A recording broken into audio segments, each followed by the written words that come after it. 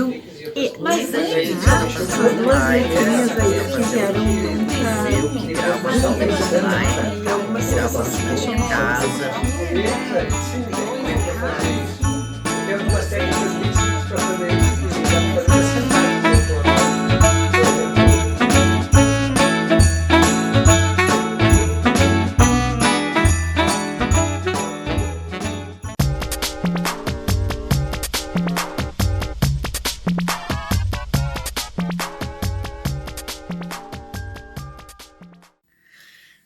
Olá, tudo bem?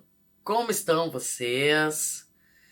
Como estão passando? Como estão suportando então essa época em que temos que nos cuidar?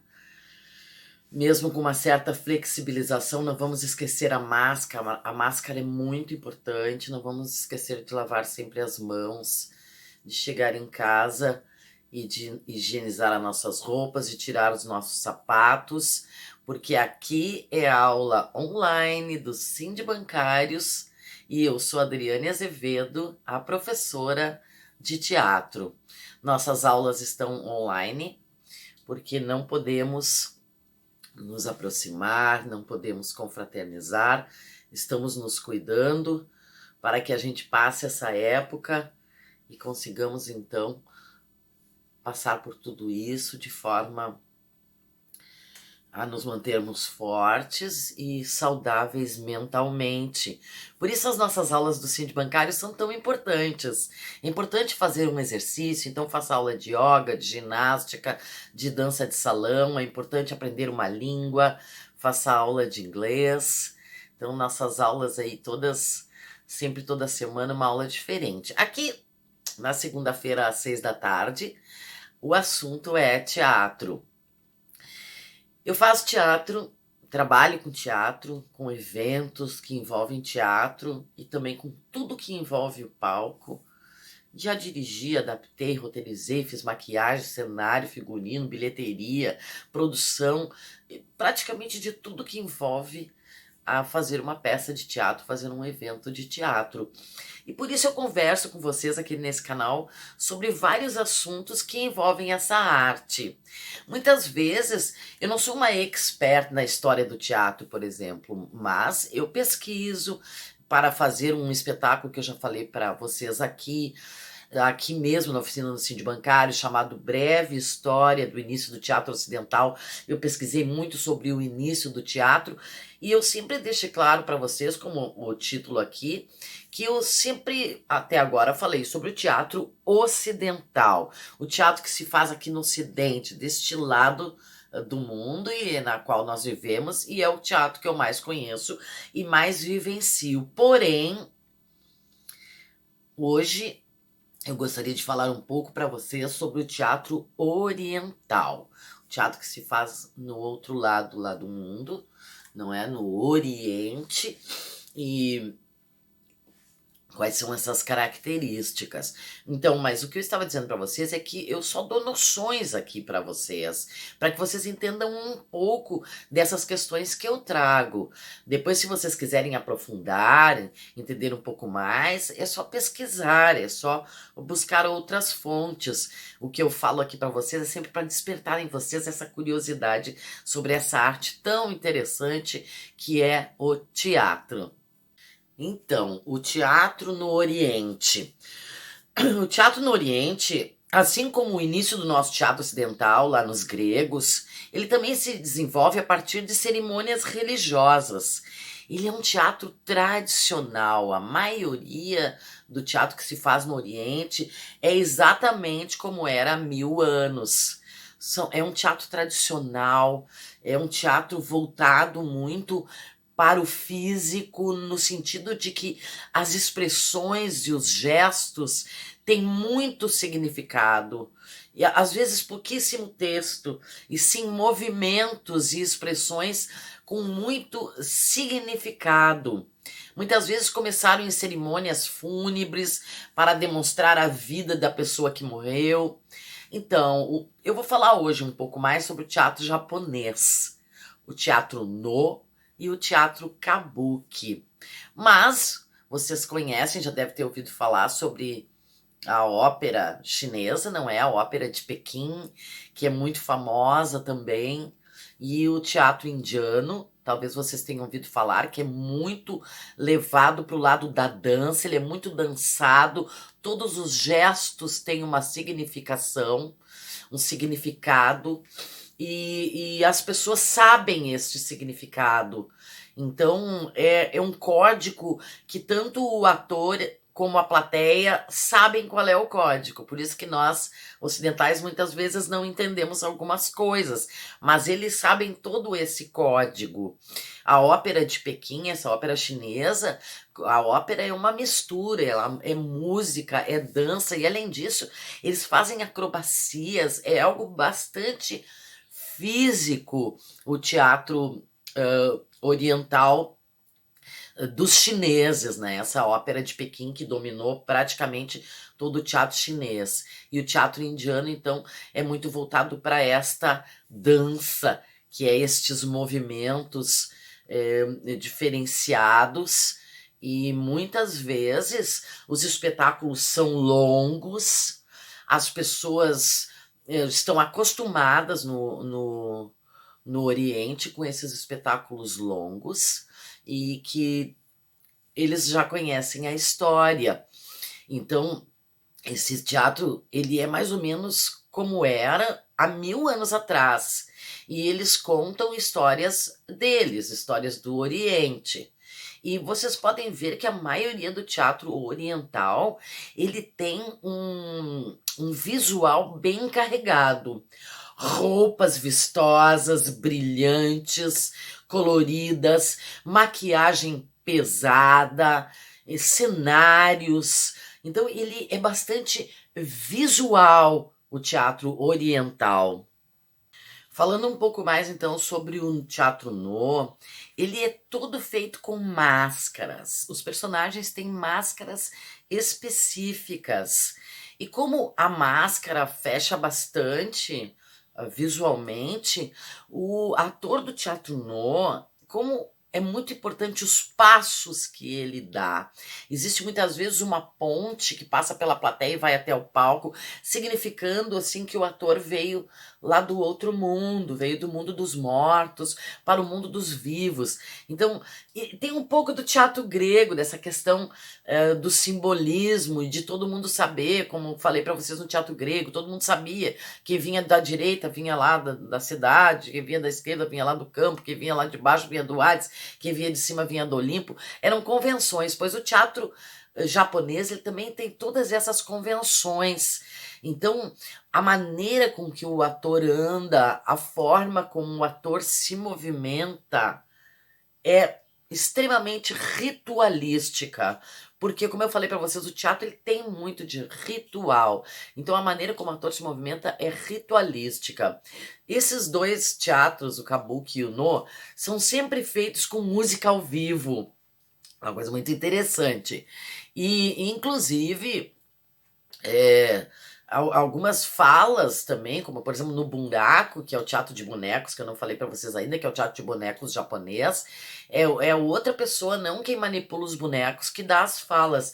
Muitas vezes é assim também, porque o ator tá com aquela máscara, então quase não tem fala, é tudo contado um pouco na música e nesse gestual, porque ele tá de máscara, o ator, entendem? Já no Kabuki, o ator não usa máscara, mas ele usa aquelas maquiagens que a gente tanto tem recordação de quando fala assim teatro japonês, a gente lembra daquela maquiagem pesada, pois aquela maquiagem pesada é o teatro Kabuki. O No, então, é refinado, é clássico, é minimalista, é pequeno, sabe? Os atores, como não tem essa coisa da fala, eles golpeiam o chão com os pés, porque isso também tem um significado. Como eu falei para vocês, toda a movimentação deles tem um significado. Então, normalmente o palco é oco para que esse som dos pés dos atores do teatro No se ouça perfeitamente. Entendem? É tudo feito de pequenas convenções que todo mundo conhece, o público e os atores, obviamente. No teatro No é muito São muito conhecidos os atores que se especializam em fazer papéis femininos. Então ele tem um nome especial para o ator que faz somente papéis femininos e ele se especializa naquilo. E é algo que é assim, como se fosse um superstar lá no Japão, né? Uma pessoa que tem realmente um reconhecimento. E o Kabuki? O Kabuki, então, é um teatro mais popular, ele é exagerado, ele não é minimalista que nem o No, ele é mais realista, porque o outro é muito mais centrado, então, nesses movimentos com essa convenção que todo mundo conhece de movimentos. Então, o Kabuki é mais popular, ele rompe tabus, ele é mais alegre e colorido e assistido mais pelas pessoas na época, né, quando ele foi criado, assistido mais pelas pessoas do povo. Tanto o No quanto o Kabuki, eles contam histórias do folclore japonês, histórias da natureza, histórias de vida, histórias que tocam a tradição deles, não é? Do povo japonês. E o início do teatro Kabuki foi muito interessante, porque dizem que ele foi iniciado por mulheres, e ele era muito sensual e era às vezes até ligado à prostituição. Por isso ele foi obrigado a parar de existir, ele foi proibido no Japão uma certa época, porque tinha essa conotação sensual, e as mulheres é que iniciaram o Kabuki. Daí depois das mulheres, esse teatro foi feito por jovens, mas e depois ele também foi proibido, então finalmente o Kabuki, após essas duas proibições, passou a ser feito por homens adultos, assim como o teatro No. Porém, como eu disse para vocês, o Kabuki é esse com a maquiagem exagerada, ele tem um pouco mais de realismo, porque os atores com a maquiagem podem falar, ele une a música, a dança, porque eles fazem movimentos exagerados, e ele é bastante colorido, e os dois, o teatro, tanto No quanto o Kabuki, as representações são extensas, são compridas, demoram bastante tempo, o pessoal às vezes vai fazer um lanchinho, porque aquela cena eu já conheço, então parece um pouco aquele teatro elisabetano que nós já falamos aqui, as pessoas saem para comer, as pessoas vão e voltam, as pessoas gostam mais de um pedaço, as pessoas reagem às cenas, não é? De acordo com o que elas vão sendo feitas. Ele é feito mais ou menos do mesmo jeito que era feito há 1000 anos. É claro que com a tecnologia, não é, se deve incrementar algumas questões, mas a história, a atuação e o personagem são os mesmos de há 1000 anos atrás. Nós sabemos, o Oriente, ele é muito centrado nas tradições, por isso o povo oriental é um povo que consegue muito ser ordeiro, não é? A gente vê assim que tem tsunami temporal e as pessoas calmamente vão saindo das suas casas de uma forma que eles parece que já estão acostumados, não é? A gente vê nos estádios, na Copa do Mundo, ficou tão famoso o fato de que eles recolhem todo o seu lixo, coisa que todos nós deveríamos fazer, não é? Então, espero que vocês tenham entendido um pouco sobre esse teatro oriental, que é um teatro que prioriza mais o gestual, a movimentação, do que propriamente a questão psicológica do personagem. Eles priorizam o movimento, a música, a dança, a acrobacia, a ação, os passos certos, o visual, a maquiagem, a máscara, os kimonos, as lutas, as acrobacias, a música ao vivo. A música é sempre executada ao vivo. Como sempre, eu digo para vocês que procurem, para vocês verem bem a diferença entre o No e o Kabuki, procure no YouTube um vídeo, porque tem vários. Botem lá Teatro No, N-O, Teatro Kabuki, K-A-B-U-K-I. K-A-B-U-K-I, Kabuki. E aí vocês vão ver um pouco dessa representação, da diferença que é essa representação deles extremamente minimalista, mas estereotipada, não é?